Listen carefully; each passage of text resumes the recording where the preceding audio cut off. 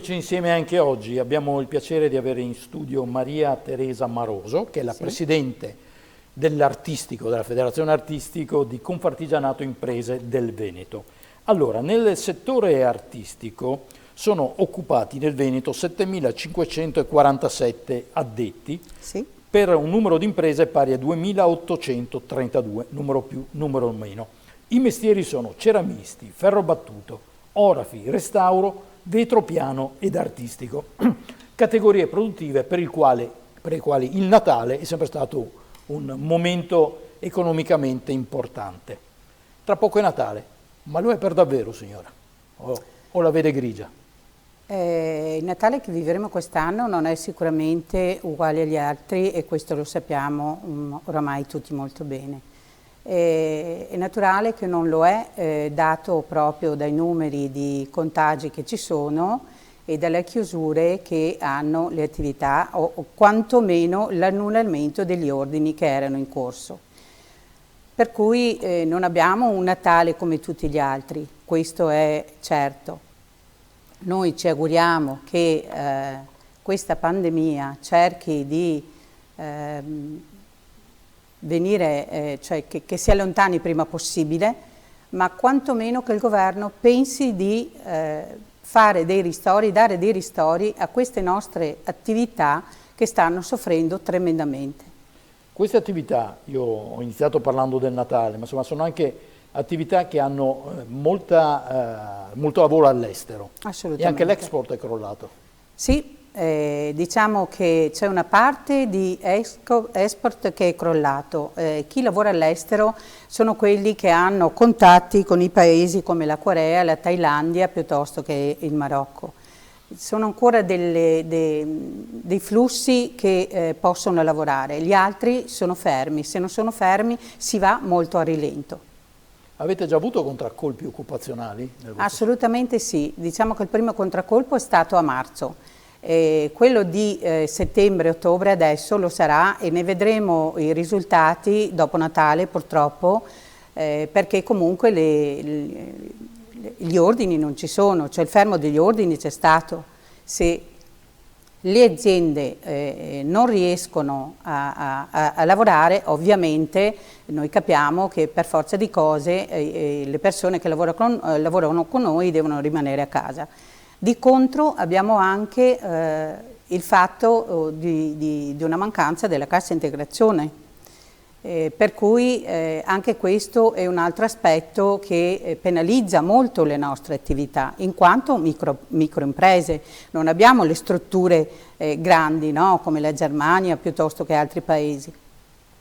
Ma in sostituzione alla cassa integrazione interviene l'EBAV, l'ente bilaterale? Sì, per fortuna che noi nel Veneto abbiamo l'ente bilaterale EBAV e che ed è intervenuto in una prima parte al posto del governo, ma diciamo anche che lo sta facendo tuttora. Certo è che non avendo le aziende, perché che poi lavorano e che... Perché l'EBAV vive dei contributi delle aziende. Assolutamente sì. Diciamo anche che c'è in previsione una chiusura di alcune attività nei nostri settori, per cui questo è molto preoccupante.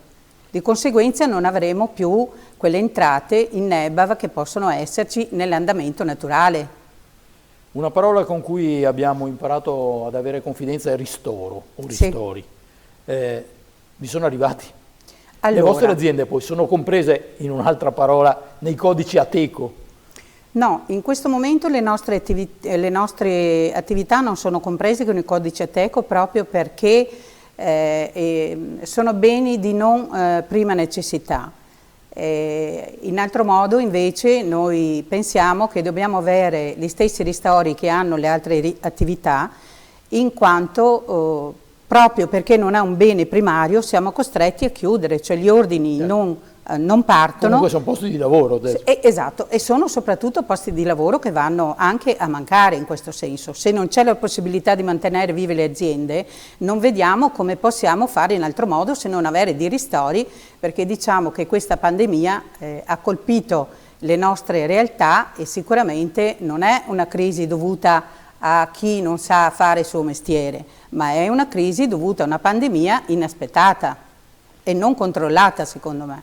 Quindi voi dallo Stato non avete ricevuto, non state ricevendo alcun contributo? Assolutamente in questo momento no, noi abbiamo ricevuto dei piccoli contributi di 600 euro a marzo, per ora e fino adesso null'altro.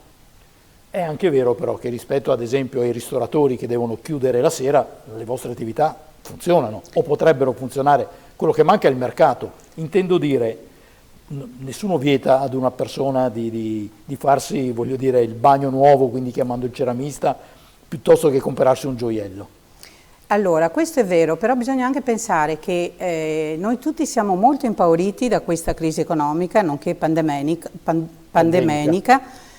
per cui anche la gente che può non spende, perché sono terrorizzati. Noi viviamo in un mondo di terrore, ma non solo noi, anche i nostri clienti. Noi dobbiamo pensare che ad ottobre ci sono stati per le nostre realtà le prime ordini rinunciati, cioè lasciati all'interno delle aziende, pagati per una parte di lavorazione, e poi se ne parlerà nel 2021. Io credo invece che nel 2021 noi avremo ancora un grosso pensiero, perché non è che finito dicembre cominciamo a gennaio e abbiamo già, voglio dire, una partita da riaprire. No, ci abbiamo creduto e abbiamo sperato ad ottobre, ma non penso che lo sia da gennaio in poi. In una nota diffusa da Confartigianato si segnala fra l'altro come siano stati contraddittori o comunque non sempre precisi le indicazioni da parte del governo. Allora, i DPCM che sono stati emanati sono confusi, ogni 2 giorni ne cambia uno e noi abbiamo un team di funzionari all'interno del regionale e del nazionale che hanno un peso assoluto e importante, ma un peso grande per districarsi in questi DPCM. Quindi io credo che il governo debba pensare di essere più chiaro quando emana un DPCM, che sia comprensibile, che lo semplifichi. È ovvio che poi le aziende voglio dire, stanno alle regole, perché quando mai, voglio dire, possiamo far sì che la pandemia finisca se non abbiamo delle regole di rispetto l'uno negli altri. Però questo non significa mettere nelle condizioni le attività produttive con delle restrizioni che poi non si può neanche lavorare, perché comunque i nostri clienti, i nostri potenziali clienti, a loro volta, che sono nei paesi esteri, hanno lo stesso problema che abbiamo noi.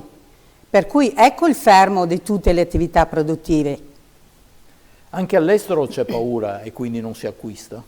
Sì, ma non si acquista perché sappiamo che abbiamo l'economia che è ferma e quindi non possono acquistare, perché se noi viviamo di negozi, di turismo, quando il turismo è fermo e i negozi sono chiusi, per forza di cose, voglio dire, va da sé che i nostri oggetti, che sono effimeri da un certo punto di vista, sì, certo, non sono primari come il pane, il latte, la pasta, eccetera, no?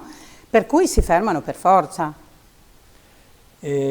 I DPCM, per quanto confusi, comunque dettavano delle regole. Hanno inciso anche sul vostro modo di produrre? No, perché le osserviamo attentamente, stiamo e abbiamo fatto sì che i nostri ambienti di lavoro siano in piena sicurezza. Questo dobbiamo anche dire grazie a Confartigianato, che si è adoperato con delle norme pesantissime strutturate sulle aziende che non sono delle nostre realtà. Per cui abbiamo dovuto adattare tutti i sistemi di protezione proprio per far sì che ci sia una sicurezza totale negli ambienti di lavoro. Un problema che voi avete è quello dell'acquisto delle materie prime? Sto pensando agli orafi che devono acquistare anche una materia prima che costa, sì, di un certo valore, sperando poi di rivenderla. A questo punto voi siete esposti per quanto riguarda gli acquisti delle materie prime? Assolutamente sì, devo dire che dal momento che c'è questa pandemia c'è un innalzamento del 40% dei costi dal punto di vista. Io parlo anche del materiale che usiamo noi in ceramica, che è l'oro, è quel lustro che noi mettiamo negli oggetti, no? Di ceramica. Sì, che è un'azienda di ceramica. Non meno, voglio dire, i miei colleghi che sono orafi, per cui devono acquistare le materie prime. Ecco che quindi c'è un innalzamento dei costi, per cui va da sé che la gente acquista meno. Perché questo innalzamento dei costi non viene in qualche maniera sopperito degli interventi, cioè, viene scaricato tutto sul prodotto finale. Assolutamente, ma non vedo come poter fare in altro modo, voglio dire, dal momento che si acquista una materia prima che ha costi completamente diversi da quelli che si aveva 4 mesi fa o 6 mesi fa, va da sé che, voglio dire, incidono per forza sul prodotto finale. Secondo lei di queste 2.800 aziende, quante non riusciranno a sopravvivere? Guardi, io non voglio pensare alle percentuali, so solamente che in questo momento si parla di chiusure sia per la mia categoria che per altre categorie e quantomeno negozi. Lo sapremo solamente quando noi andremo ad affrontare il 2021. In questo momento c'è un campanello d'allarme altissimo e quindi ecco perché si chiede al governo di poter avere i ristori, per far sì che queste attività non chiudano, altrimenti rimarremo veramente con una moria di attività produttive che non potranno permettersi di aprire. Il mercato è proprio fermo oppure state registrando anche l'ingresso, ad esempio, di concorrenza dall'estero, da paesi, non dico esenti da pandemia perché nessuno ne è esente, ma che magari sono meno attenti di noi? Sicuramente io le faccio un esempio su quello che è accaduto a noi. Noi a ottobre abbiamo fatto dei campioni per una commessa piuttosto importante e ci è arrivato, abbiamo consegnato, quindi è andato tutto bene, erano contentissime eccetera, però devo dire che l'allarme che c'è stato per quanto riguarda i contagi ha fatto sì che questi paesi volessero una parte della merce, non parlo solo di ceramica o oro, ma parlo anche di abbigliamento, dove determinate aziende hanno accelerato con ore straordinarie per consegnare prima di ottobre, in quanto la previsione era quella di una chiusura totale a novembre.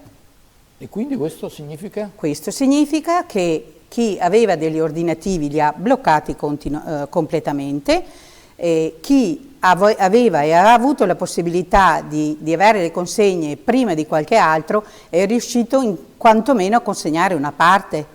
Però il resto è tutto fermo perché gli ordini sono bloccati. E se non dovesse cambiare niente?